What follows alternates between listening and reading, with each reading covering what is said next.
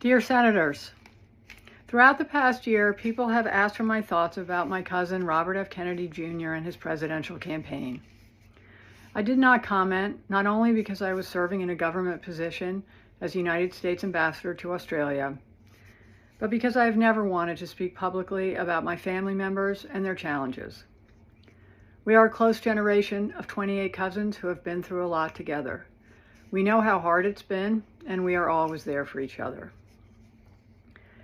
But now that Bobby has been nominated by President Trump to be Secretary of Health and Human Services, a position that would put him in charge of the health of the American people, I feel an obligation to speak out. Overseeing the FDA, the NIH, the CDC, and Centers for Medicare and Medicaid Services, agencies that are charged with protecting the most vulnerable among us, is an enormous responsibility and one that Bobby is unqualified to fill. He lacks any relevant government, financial, management, or medical experience. His views on vaccines are dangerous and willfully misinformed. These facts alone should be disqualifying. But he has personal qualities related to this job, which for me pose even greater concern. I've known Bobby my whole life. We grew up together. It's no surprise that he keeps birds of prey as pets, because Bobby himself is a predator. He's always been charismatic, able to attract others through the strength of his personality, his willingness to take risks and break the rules. I watch his younger brothers and cousins follow him down the path of drug addiction.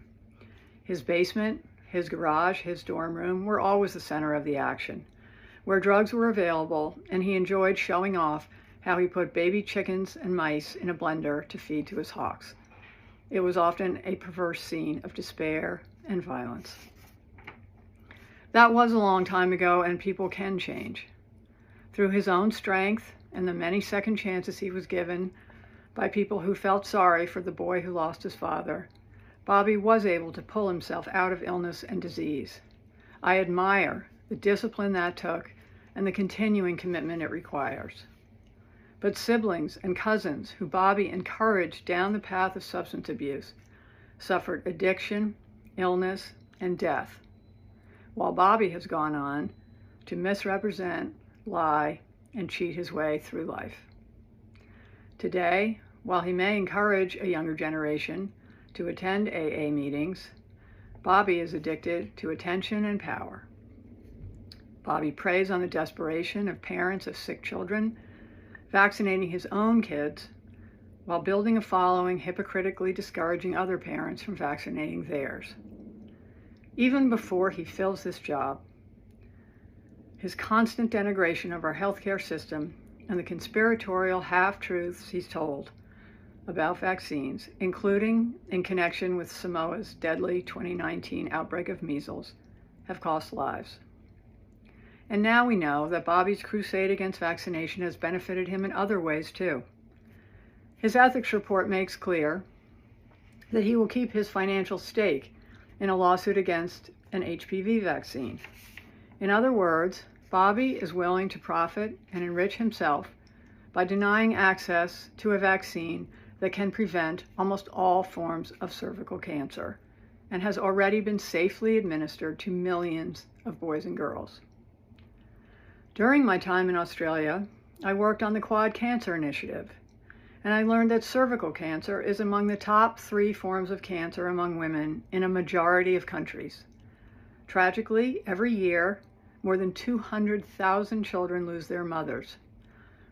They are orphaned due to a lack of vaccines and screening. Those are the real-world consequences of Bobby's irresponsible beliefs. We are a close family, and none of that is easy to say.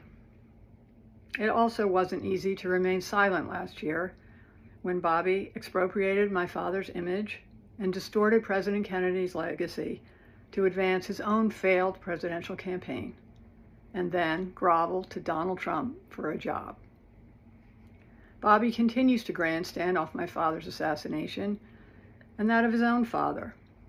It's incomprehensible to me that someone who is willing to exploit their own painful family tragedies for publicity would be put in charge of America's life and death situations. Unlike Bobby, I try not to speak for my father, but I am certain that he and my Uncle Bobby, who gave their lives in public service to our country, and my Uncle Teddy, who devoted his long Senate career to the cause of improving health care, would be disgusted. The American healthcare system, for all its flaws, is the envy of the world. Its doctors and nurses, researchers, scientists, and caregivers are the most dedicated people I know. Every day they give their lives to heal and save others.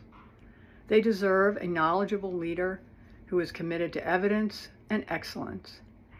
They deserve a secretary committed to advancing cutting-edge medicine to save lives, not to rejecting the advances we have already made.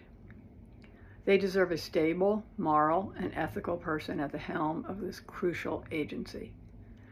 They deserve better than Bobby Kennedy, and so do the rest of us.